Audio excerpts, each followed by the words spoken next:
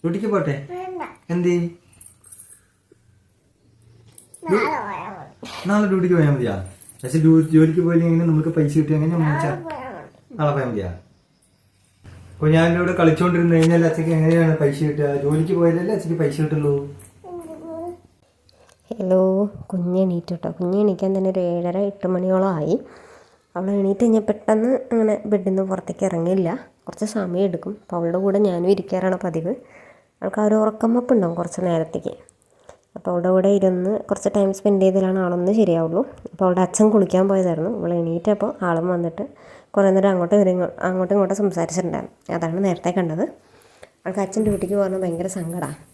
പിന്നെ കുറേ നേരം ഇരുന്നപ്പോൾ ഞാൻ ബോറടിച്ചപ്പോൾ ഞാൻ എണീറ്റ് വന്നു. അവൾ പിന്നെ എൻ്റെ ബാക്കിൽ തന്നെ വന്നു.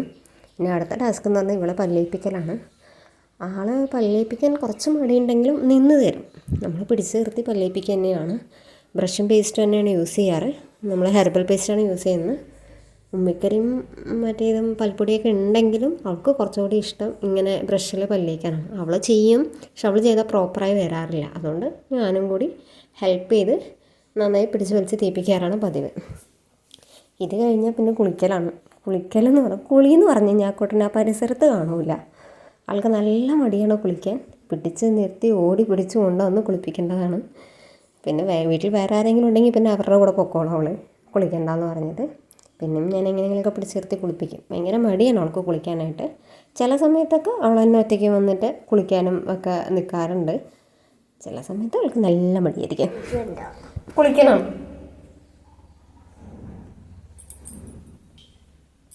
ഇത്തിരി കുളിക്കാം.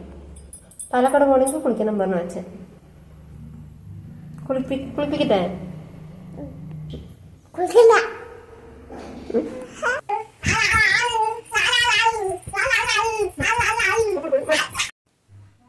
ഇവൾ കുളിച്ച് കഴിഞ്ഞിട്ട് വന്നുള്ള ഒരു ആഹ്ലാദ പ്രകടനമാട്ടോ നിങ്ങളെ കണ്ടത്. ആൾ അടങ്ങി ഒതുങ്ങി എവിടെ ഇരിക്കാറില്ല. ഒരു മിനിറ്റ് പോലും അടങ്ങി ഒതുങ്ങി ഇരിക്കാറില്ല. ആൾക്ക് ഇങ്ങനെ കുറേ ചാടി കളിക്കാൻ ഓടി കളിക്കാൻ അതിനൊക്കെ ഇൻട്രസ്റ്റ്. ഇവളോട് കുശലം ചോദിക്കാൻ വന്ന അച്ഛനാട്ടോ. ക്യാമറ കണ്ടപ്പോൾ ആൾ ഓടിപ്പോയി.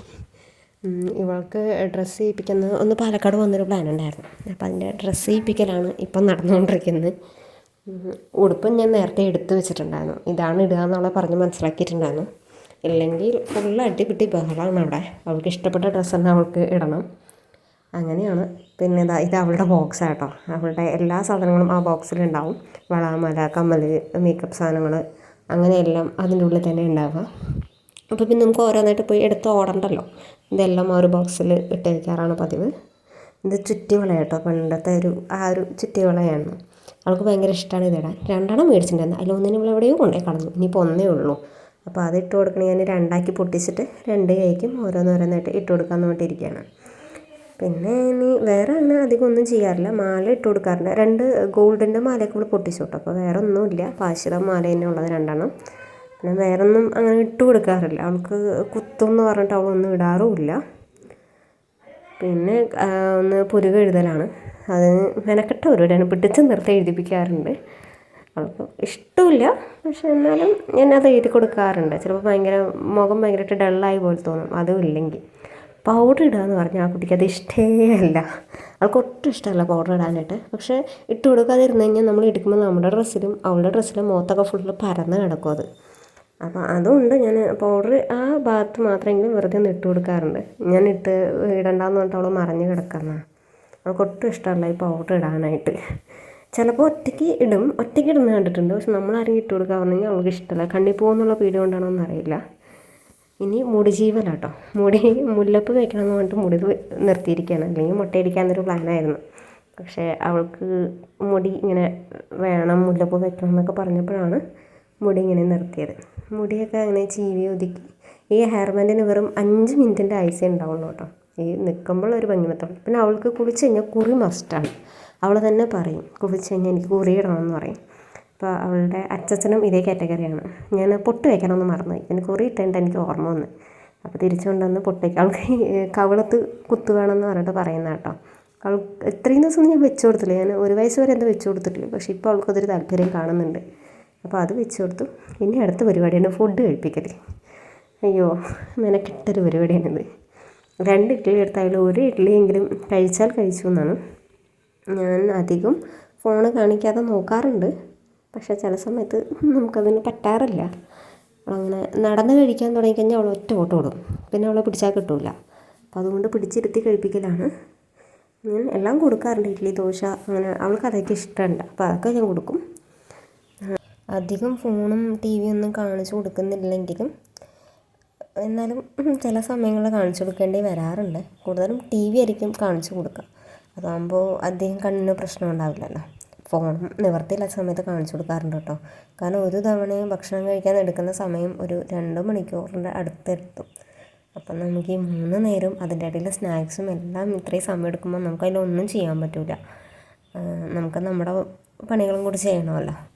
അപ്പോൾ പിന്നെ നിവർത്തിയില്ലാത്ത സമയത്ത് ചെയ്യാറുണ്ട്. ഭക്ഷണം കഴിക്കുമ്പോൾ രണ്ടുപേരും ഒരുമിച്ചിരുന്നാൽ കഴിക്കുക. ഞാനും അവളും ഒരുമിച്ചിരുന്നാൽ കഴിക്കുക. അപ്പോൾ ഹസ്ബൻഡ് ഉണ്ടെങ്കിൽ ഹസ്ബൻഡും ഞങ്ങൾ 3 പേരും ഒരുമിച്ചിരുന്ന് കഴിക്കും. അപ്പോൾ അവൾ തന്നെ സ്വന്തമായിട്ട് എടുത്ത് അങ്ങനെ കഴിക്കും. പക്ഷെ രാവിലെ ചിലപ്പോൾ അതിനുള്ള സമയം കിട്ടാറില്ല. പിന്നെ അവൾ രാവിലത്തെ ഇങ്ങനത്തെ സാധനം ഇഡ്ഡലി, ദോശയൊന്നും അവൾ ഒറ്റയ്ക്ക് എടുത്ത് കഴിക്കില്ല. അപ്പോൾ പഞ്ചസാര ഇട്ട് കൊടുക്കുമ്പോൾ പഞ്ചസാര മാത്രം കഴിക്കും. അതുകൊണ്ട് നിവർത്തിയില്ലാത്തതുകൊണ്ട് അവൾ പിടിച്ചിരുത്തി കഴിപ്പിക്കാനാണ്. അല്ലെങ്കിൽ ഇതിനെല്ലാം ഉടച്ച് കളഞ്ഞിട്ട് കഴിക്കാതെ പോവും. അതുകൊണ്ട് അവൾക്ക് ഇരുത്തി കഴിപ്പിക്കുക തന്നെ വേണം. ഒട്ടും കഴിക്കില്ല. പക്ഷേ ലേസോ ചോക്ലേറ്റോ ആണെങ്കിൽ എപ്പോൾ തീർന്നു എന്ന് ചോദിച്ചാൽ മതി. ഈ സ്നാക്സ് മാത്രമാണ് കൂടുതൽ ഇഷ്ടമുള്ളൂ. ഇങ്ങനത്തെ സാധനങ്ങളൊന്നും ഹെൽത്തി ഫുഡൊന്നും പുള്ളിക്കാർക്ക് താല്പര്യമില്ല. അങ്ങനെയായിരുന്നു കേട്ടോ. അതുപോലെ തന്നെ ഈ വീഡിയോ ഫുള്ളായിട്ട് എനിക്ക് കംപ്ലീറ്റ് ചെയ്യാനും പറ്റിയില്ല. ഇവളുടെ ഭക്ഷണം കഴിക്കാനുള്ള സമയം കഴിഞ്ഞോടെ തന്നെ അത്യാവശ്യം സമയമായി. പിന്നെ എനിക്ക് എടുത്ത് ഓടലായിരുന്നു. 10 മിനിറ്റിനുള്ളിലായിരുന്നു എൻ്റെ കുളിയും ഒരുങ്ങലും എല്ലാം. നമുക്ക് പാലക്കാട് കൊണ്ടൊരു കാര്യം ഉണ്ടായിരുന്നു. അപ്പോൾ അതുകൊണ്ട് നമുക്ക് അധികം സമയമൊന്നും കിട്ടിയില്ല. ഇവളുടെ ഒരുക്കി തീർത്ത് ഫുഡ് കഴിച്ച് കഴിഞ്ഞ് എൻ്റെ പണികളും കഴിഞ്ഞ് ഞാൻ കുളിച്ചൊരുങ്ങി വരുമ്പോഴേക്കും അത്യാവശ്യം സമയമായി. അതുകൊണ്ട് ഈ ഫുഡ് കഴിക്കലോടെ ഞങ്ങൾ ഈ വീഡിയോ എടുക്കൽ പരിപാടി നിർത്തി കേട്ടോ. കഴിക്കുമ്പോൾ ഒരുപാട് കഥ പറയും കേട്ടോ. അവൾ ഇവിടെ നിന്നില്ലാത്ത കഥകളായിരിക്കും അവൾക്ക് ഉണ്ടാവുക. കഥയുണ്ടാവും, പാട്ടുണ്ടാവും, പരാതികളുണ്ടാവും. അവൾ കഴിക്കാതെ ഈ വായിൽ കവിളിൽ എടുത്ത് വയ്ക്കും. ഇതെല്ലാം കഴിഞ്ഞ് അവൾ പറയുന്നത് കേട്ടോ എന്നോട്, എവിടേക്ക് പോകണം?